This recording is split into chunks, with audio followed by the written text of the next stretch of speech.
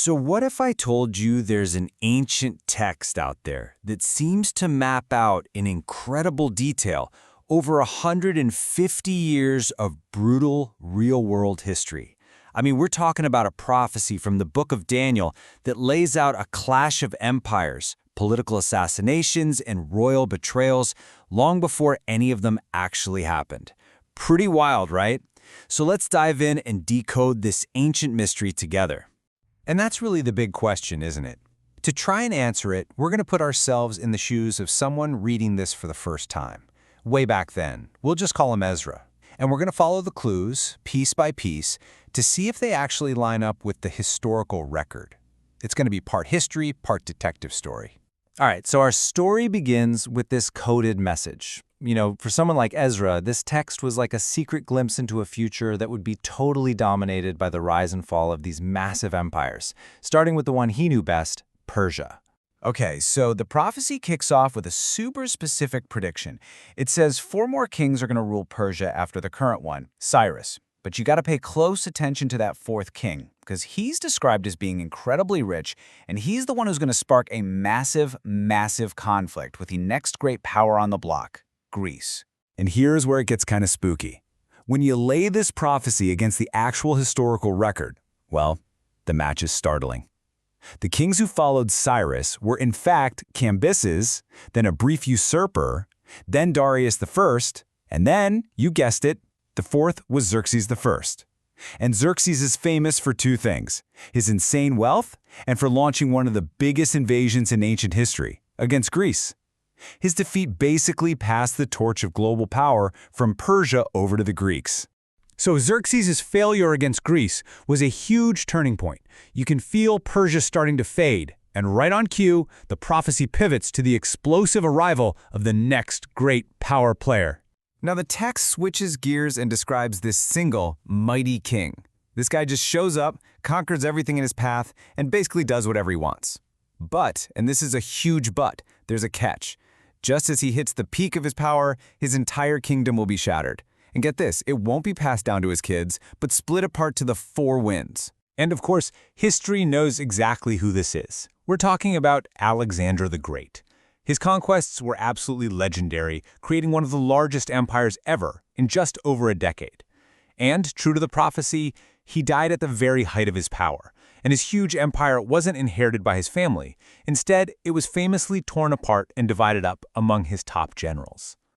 Now, Alexander's sudden death and the fracturing of his empire didn't exactly bring peace. Oh no. Instead, it set the stage for a brutal, century-long power struggle between 2 of the kingdoms that rose from the ashes, with the land of Israel caught right in the crossfire. So, the conflict really boils down to 2 major players, and the text describes them simply by their location. To the south, you've got the Ptolemies, ruling out of Egypt, and to the north, you've got the Seleucids, based in Syria. For the next 150 years, these 2 dynasties, the king of the south and the king of the north, are going to be locked in this bitter, relentless rivalry. At one point, the 2 kingdoms try to make peace with a political marriage, but it ends in absolute disaster.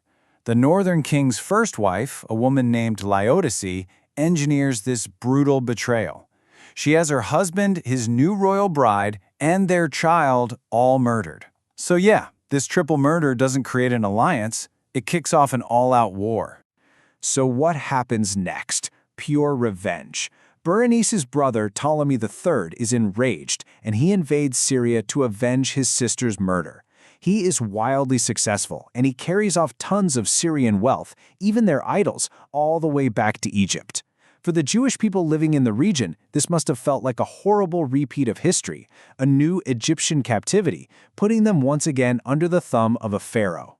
But things are about to get shaken up, because the balance of power is about to shift big time. The prophecy now zooms in on a new king of the north, a guy who is going to change everything, Antiochus III, known to history as Antiochus the Great. Now, his rise to the top wasn't a straight line. He invades and wins some territory, but then he gets beaten back at the Battle of Raphia by Ptolemy IV, a king who was apparently way more interested in parties than in politics. But Antiochus, he's patient. He waits. And when Ptolemy dies, leaving a toddler on the throne, Antiochus sees his chance. he comes back, and this time he conquers the region for good. The North has finally, decisively defeated the South. So the prophecy mentions this kind of weird group called the Sons of the Robbers among the Jewish people who stumble. So who on earth were they? Well, historians have identified them as the Tobiads, a super wealthy aristocratic family who had gotten rich from their alliance with the Ptolemies in the south. They were basically Team Egypt. So when Antiochus in the north won, their side lost, and they stumbled, losing all their money and influence. For a lot of the Jewish people, this was way more than just politics. Antiochus's victory felt like a genuine liberation. He wasn't seen as a conqueror, he was greeted as a hero. He totally reversed the oppressive policies of the old rulers, he sent money to help rebuild the temple in Jerusalem, and he even gave them a 3-year tax break.